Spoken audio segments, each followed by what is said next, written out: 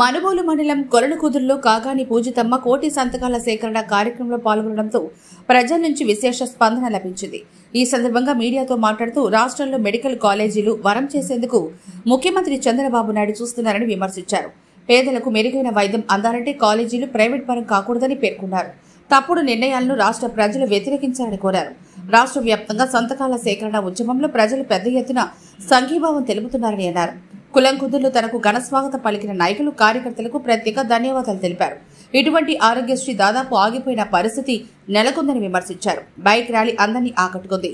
ఈ కార్యక్రమంలో నాయకులు, మండల కన్వీనర్ హరిగోపాల్ రెడ్డి, సర్పంచ్ వెంకటరమణయ్య, ధనుంజయ రెడ్డి, మనోహర్ రెడ్డి, సురేష్, విజయరెడ్డి, గుండాల ఆదినారాయణ, చందన, హర్షవర్ధన్ రెడ్డి, జానకిరెడ్డి, గోపిరెడ్డి, సర్పంచ్ శశిరెడ్డి, ఏడుకొండలు, వినోద్, రమేష్, మహేంద్ర వర్మ, తదనంతరం ఎంపీటీసీ గుండాల నివాసంలో కాకాని పూజితమ్మ, మనుబోలు మండలం కొలనుకుదురు ఎంపీటీసీ గుండాల చంద్ర నివాసంలో కాకాని పూజితమ్మ నాయకులు, కార్యకర్తల సమస్యలను ఓపిగ్గా విన్నారు. కాబోయే రోజులు మనమేనని అందరూ ధైర్యంగా ఉండాలని సూచించారు. గుండాల ఆదినారాయణ ఆధ్వర్యంలో ఘన స్వాగతం పలికారు. జానకి రామిరెడ్డితో పాటు సూరన్న యూత్, పూండ్ల రవి, వినోద్, నిరంజన్ పెద్ద ఎత్తున పాల్గొన్నారు.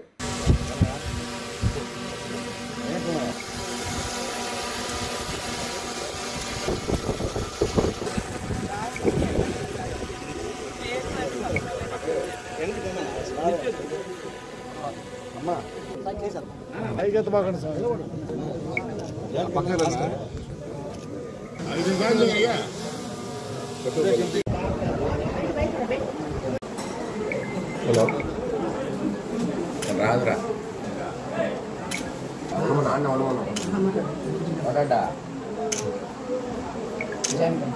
నేను ఆడే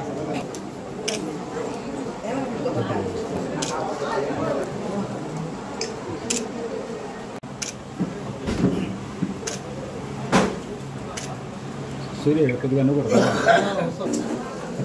రవి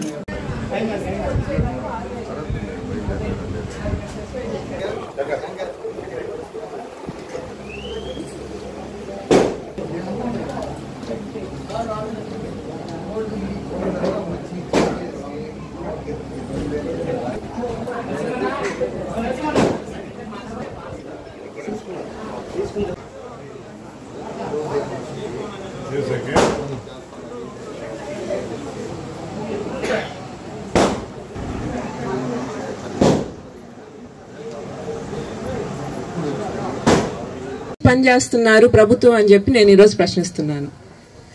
అది కాకుండా ప్రైవేటు కాలేజీలు వస్తే కూడా మంచిదే, ప్రభుత్వం పూర్తి చేయలేదు కాబట్టి మీరు ప్రైవేట్ హాస్పిటల్కి వెళ్తారా, ప్రభుత్వ హాస్పిటల్కి వెళ్తారా మీకు బాగాలేకపోతే అని చెప్పి కొందరు మాట్లాడడం ఎంతో బాధ కలిగిస్తుంది. ప్రభుత్వ హాస్పిటల్ మీరు ఆ పరిస్థితి తీసుకెళ్ళాలి. ఆలోచన చేసినటువంటి వ్యక్తి మా జగనన్న. ఆయన ఆలోచనలు ఈరోజు మనకి మామూలుగా ఏదన్నా చిన్న చిన్న బాగాలేకుండా వస్తే మనం ఏం చేస్తాం, వెంటనే దానికి సంబంధించి హాస్పిటల్కి పరిగెత్తాలంటే అబ్బా ఇక్కడి నుంచి ఊరి నుంచి ఆడ హాస్పిటల్ దాకా పరిగెత్తాలి, ఏముందిలే ఏదో ఒక మందు వేసుకుంటే సర్దుకుంటుంది అనే ఆలోచనలో ఉంటాం మనం. ఎప్పుడైతే మనకు ప్రతి జిల్లాకి ఒక ప్రభుత్వ హాస్పిటల్, ప్రతి ఊరికి ఒక హెల్త్ క్లినిక్ అనేది, ఇది ఫస్ట్ ప్రభుత్వ హాస్పిటల్, ప్రభుత్వ కాలేజీలు రావాలనేది మొదటి స్టెప్. ఆయన అంతిమ ఉద్దేశం ఏంటి, ప్రతి ఊర్లో ఒక హెల్త్ క్లినిక్. చిన్న ఇబ్బంది ఉన్నా గానీ మీరు ఊరు దాటకుండానే వైద్యం, మీ ఇంటికి వైద్యం వస్తుంది అనేటువంటి ఆలోచన ఎంత బాగుంది చెప్పండి మనందరికీ కూడా. అటువంటి ఉద్దేశం ఉంది, అటువంటి ఆలోచన ఉండేటువంటి వ్యక్తి జగనన్న. నేను గర్వంగా చెప్పగలను, ప్రజలకి పనిచేసేటువంటి ముఖ్యమంత్రితో మేము పనిచేస్తున్నామని చాలా గర్వంగా చెప్తాం. దానికి చాలా అంటే ఇదేదో ఒక విద్యార్థులకు సంబంధించినటువంటి విషయము, లేకపోతే ఏదన్నా స్కూళ్ళు కాలేజీలకు వెళ్లే పిల్లల విషయము, లేకపోతే వాళ్ళ తల్లిదండ్రులు మాత్రమే పట్టించుకోవాల్సిన విషయం కాదండి.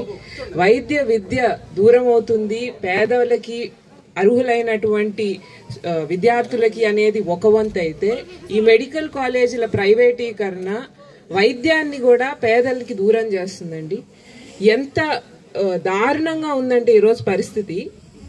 ఈరోజు ఫండ్స్ రిలీజ్ కాకుండా ఆరోగ్యశ్రీ దాదాపు ఆగిపోయే పరిస్థితికి వచ్చేసింది. ఒక పక్క మనం చూసాము, కోవిడ్లో కానీ లేకపోతే ఏదైనా విపత్తుకర పరిస్థితి వస్తే మనది ఏంటి పరిస్థితి అనేది కూడా చూసుకున్నాం. ప్రైవేట్ హాస్పిటల్లో వాళ్ళు, ప్రైవేట్ డాక్టర్స్ అసలు పట్టించుకున్న పాపాన పోలేదు. ప్రభుత్వ హాస్పిటల్, ప్రభుత్వంలో పనిచేసే కాపాడారు. ఆ రోజు ఇటువంటి విపత్తుకర పరిస్థితో లేకపోతే ఏదైనా ఇబ్బంది వచ్చి జనాలు ప్రాణాలు కోల్పోకూడదు అని చెప్పి ఆలోచన చేసి 17 మెడికల్ కాలేజీలు, చిన్న విషయం కాదండి, తీసుకొని వచ్చి అందులో 7 పూర్తి చేసి ఆల్రెడీ 5 మెడికల్ కాలేజీలు ఆల్రెడీ స్టార్ట్ కూడా చేశారండి. మిగిలిన మెడికల్ కాలేజీలకు సంబంధించి ప్రతి ఒక్కటి కూడా మెడికల్ కాలేజీకి స్థలం ఇచ్చారు, స్టార్ట్ చేశారు. ప్రతి ఒక్కటి అరటిపండు చేతిలో పెట్టినట్టు అన్ని చేసేసి మీ చేతిలో పెడితే మీరు ఈరోజు పావలాకి అర్ధనాకి మన ఆస్తి ప్రజా సొత్తు అమ్మేస్తున్నారు. చేతులు జోడించి పేరున ధన్యవాదాలండి. ఎందుకంటే భావితరాలు మనందరం బాగుండాలన్న ఆలోచన చేసినటువంటి వ్యక్తులు ఇక్కడికి వచ్చారని నేను అనుకుంటున్నాను. ఎందుకంటే చిన్న విషయం కాదండి. విద్య అనేది ప్రజలకి చేరువ చేయాలనుకునే కోరుకునే ప్రతి ఒక్కరికి హృదయపూర్వకమైన ధన్యవాదాలు. ప్రతి ఒక్కరికి ఇక్కడ ఉండేటువంటి వైఎస్ఆర్సీపీ కార్యకర్తలు కావచ్చు, నాయకులు కావచ్చు, శ్రేయోభిలాషులు కావచ్చు, ఈ మహోన్నతమైనటువంటి ఉద్దేశాన్ని అర్థం చేసుకొని సహకరిస్తున్న ప్రతి ఒక్కరికి నా హృదయపూర్వకమైన ధన్యవాదాలు తెలియజేసుకుంటూ సెలవు తీసుకుంటున్నాను.